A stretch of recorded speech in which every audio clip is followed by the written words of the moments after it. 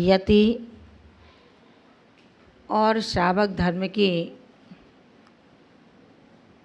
व्याख्या करते करते आज जैन शासन वहाँ पहुँचा है जहाँ पर हमें अपने श्रद्धा को, ज्ञान को, समर्पण को और विश्वास को सन्निहित करते करते उसको प्राप्त करने का जब मन बन जाता है। आचार्य कुंद कुंद भगवंत 119वीं कारिका में कथन करते हैं कि जैन दर्शन का आध्यात्म दर्शन, जैन दर्शन का आध्यात्म दर्शन जो है, आध्यात्म शास्त्र जो है, वो दो नयों पर टिका हुआ है, निश्चय और व्यवहार। उन दो नयों का जो विरोधी है, जिसने दो नयों को समझा नहीं है अथवा समझ करके मानना नहीं चाहता, ऐसे उस उभय नए विरोधी के लिए 119वीं कारिका आज आप सभी के लिए ग्राह्य है। निश्चय व्यवहार स्वरूपम जो रण तयम न जान दी सो जम की हृदय तम मिच्छा रूपम सब्बम जिणो दिठम। आचार्य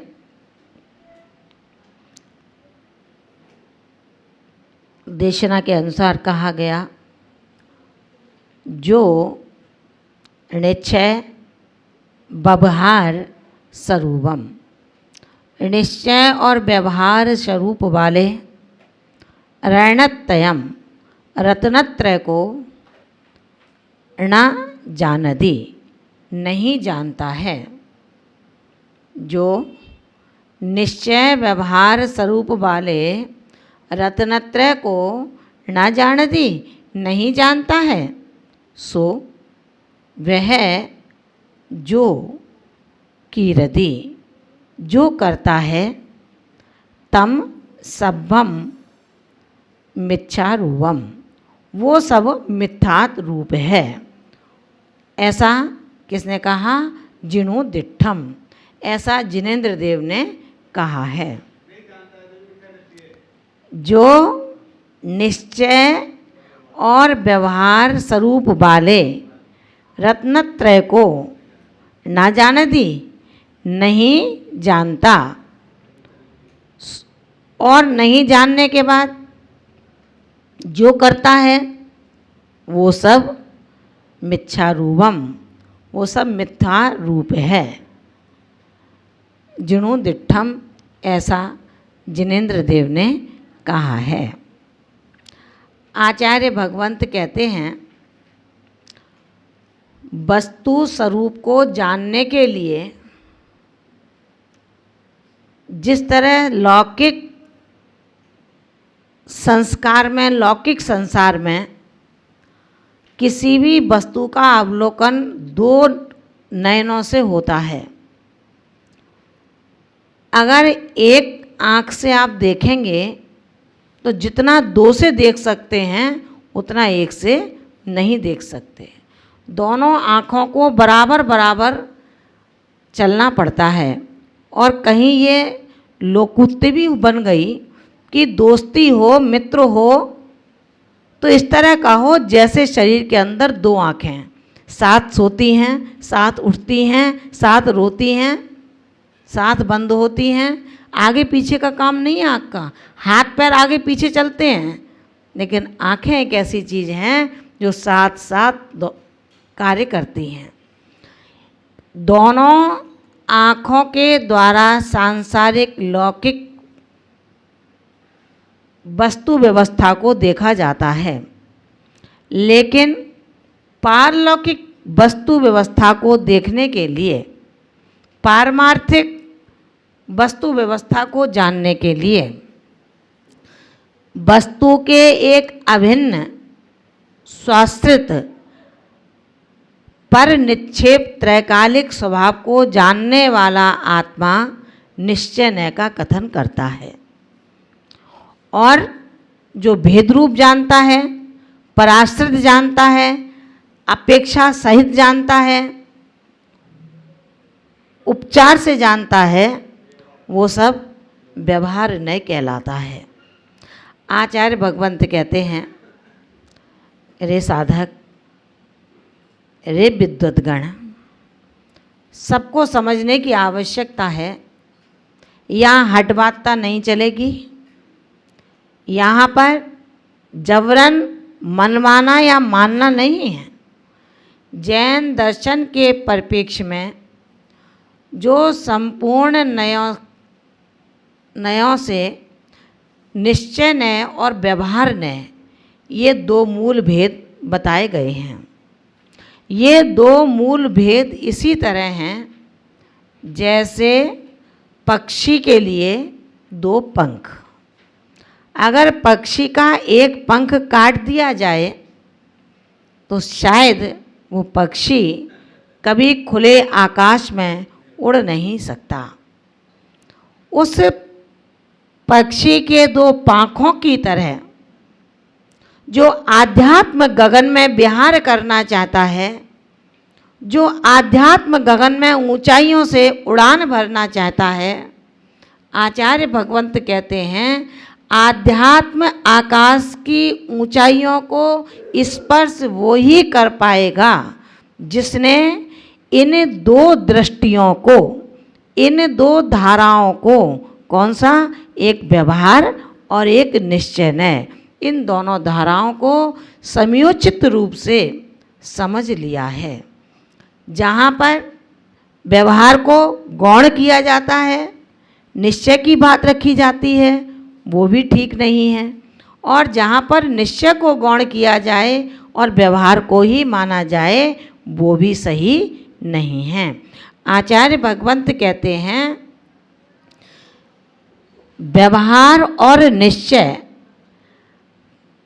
लौकिक संस्कृति के अंतर्गत जब हमारे गृहस्थ जीवन के अंदर गोपिकाएं जब दही को मथती हैं तो उसके लिए अवलंबन लेती हैं दो डोरियों का।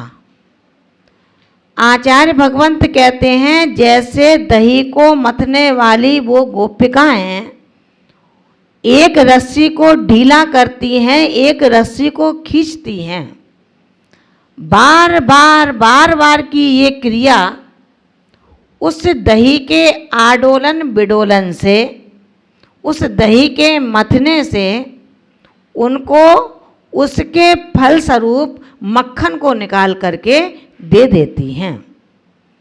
ठीक इसी प्रकार जैन दर्शन के आध्यात्मिक सार में जब एक संसारी आत्मा आगम के परिप्रेक्ष्य में अपने आप को अतुल ज्ञान के बल पर ये समझने लगता है कि स्वद्रव्य, स्वक्षेत्र, स्वकाल, स्वभाव, इसके माध्यम से ये जीव शुद्ध है, लेकिन परद्रव्य क्षेत्र कालादि के माध्यम से ये जीव शुद्ध नहीं है।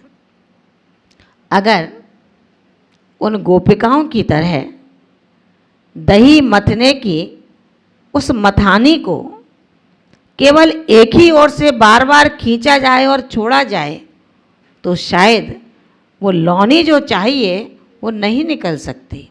इसी तरह सिर्फ एक नय के माध्यम से, चाहे वो व्यवहार न हो और चाहे वो निश्चय न हो, किसी एक नए के माध्यम से हमें वस्तु स्वरूप की प्राप्ति नहीं हो सकती है।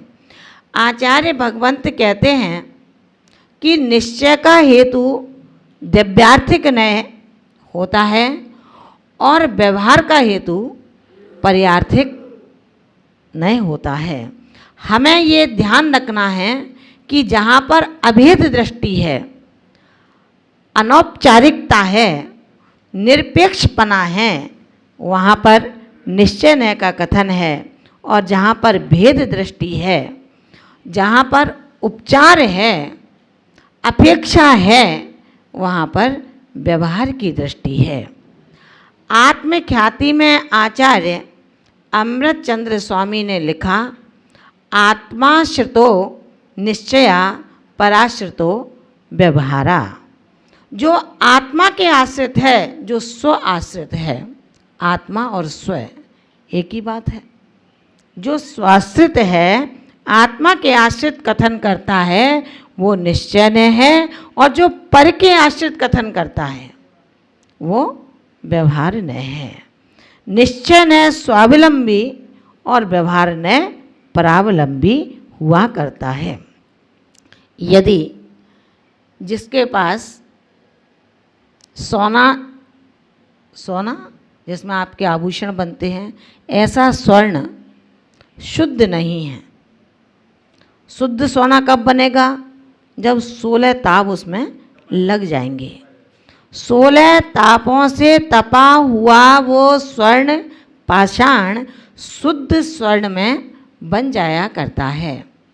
अगर जिसके पास 16 ताप का सोना नहीं है और उसको 14 ताप, 15 ताप, 13 ताप का सोना मिलता है, आचार्य भगवंत कहते हैं जो सोना अभी पर संयोग की कालमा से पूर्ण रूप से छूट नहीं पाया, अभी किट्ट कालमा बाकी है, लेकिन जब जिसके पास 16 ताप का स्वर्ण शुद्ध स्वर्ण नहीं है, वो ऐसे 13 टंच का भी स्वर्ण लेने को तैयार होता है, क्योंकि ये भी सोना है।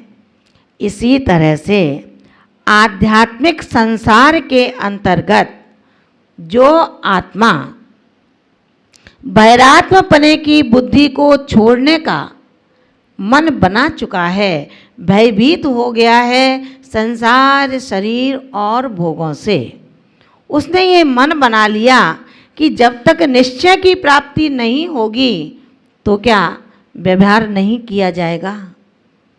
व्यवहार अवलंबन स्वरूप है निश्चय तक पहुंचाने के लिए। अगर व्यवहार, पूजा, आहार दान, शास्त्र दान, स्वाध्याय आदि की क्रियाएं, हमारा लक्ष्य अगर ये नहीं है कि ये क्रियाएं मुझे वहाँ तक पहुँचने के लिए करनी हैं, तब तक ये क्रियाएं भी निरर्थक हैं। व्यवहार को करने वाला वो आत्मा जो शुद्ध आत्मा बनना चाहता है, अंतर आत्मा बनना चाहता है, परमात्मा के उस शुद्ध अनुभूति के लिए उसे व्यवहार का अवलंबन ही आवश्यक है। अगर व्यवहार का अवलंबन नहीं लेता तो आचार्य भगवंत कहते हैं कि 13वें गुण स्थान तक व्यवहार की ही चर्चा है, और जब 14वां गुण स्थान प्राप्त होगा, 14वें गुण स्थान के 5 हेस स्वर्ग जो हैं, उतना समय उसमें बिताकर वो शुद्ध स्वर्ण की प्राप्ति कर लेता है। विचार ये करना है कि यदि हम बाह्य पदार्थों पर अपना ध्यान करें नहीं, शुद्ध आत्मा हमें मिले नहीं, तो भैया आचार्य भगवंत कहते हैं शुभोपयोग करना नहीं है क्योंकि संसार का कारण है, शुद्धोपयोग मिलना नहीं है क्योंकि पंचम काल है, तो क्या करोगे? अशुभोपयोग में ही रहोगे ना। अशुभोपयोग किसी दीन का नहीं है। मात्र मनुष्य गति से नरक और त्रियंच की यात्रा करा सकता है, लेकिन शुभोपयोग आपको इस पर्याय में इतना स्वावलंबी बनाने का अवलंबन बन जाएगा। पर अवलंबन के माध्यम से हम स्वावलंबी बन सकेंगे, लेकिन कब? जब मौसम आएगा तब आम के वृक्ष पर ही आम आएंगे। जब मौसम आएगा तब इसी आत्मा में परमात्म शक्ति जो मौजूद है उसका उपादान कारण जग जाएगा। उपादान आज भी है, लेकिन इस तरह के निमित्त नहीं मिल सकते, क्योंकि पंचम काल है, हीन सैनन है। इसलिए आचार्य भगवंत कहते हैं व्यवहार नय और निश्चय नय, इन दोनों नयों के माध्यम से कहीं भी हमें खींच नहीं करनी। अगर संसारी आत्मा ये कहे कि मैं तो शुद्ध बुद्ध चैतन्य आनंद की अनुभूति करने वाला एक तत्व हूँ, आचार्य भगवंत कहते हैं कि भैया तुम गलत नहीं कहते, तुम सत्य कहते हो, लेकिन इस सत्य के साथ में जो तुम्हारा भाई व्यवहार न है उसकी भी तो सुनो। क्यों?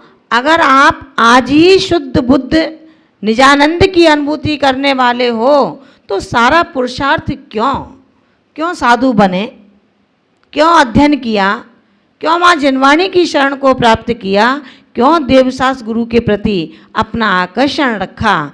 अगर हम शुद्ध ही हैं, हम बुद्ध ही हैं, एकत्व विभक्त आत्मा स्वरूप ही हैं, तो ये सारा पुरुषार्थ क्यों? और यदि हम विभाव रूपी हैं, कभी सही नहीं हो सकते, तो आचार्य भगवंत कहते हैं अगर इस चेतन को हम ज्ञान और दर्शन से युक्त न माने तो भी व्यवहार धर्म का लोप हो जाएगा। क्योंकि एक जीव द्रव्य, एक चेतन बिना ज्ञान और दर्शन के कभी भी संभव नहीं हो सकता। जहाँ ज्ञान दर्शन है वहाँ चेतन संज्ञा है, और जहाँ ज्ञान दर्शन नहीं है वहाँ चेतन संज्ञा नहीं है। आचार्य भगवंत बार बार, चाहे समय सार हो, चाहे प्रवचन सार हो, चाहे नियम सार हो, और चाहे दो धाराओं में विभक्त ऋण सार ही क्यों ना हो, वो यही कहते हैं कि व्यवहार और निश्चय, इन दोनों नयों को, इन दोनों आँखों को हमें समान रखना होगा।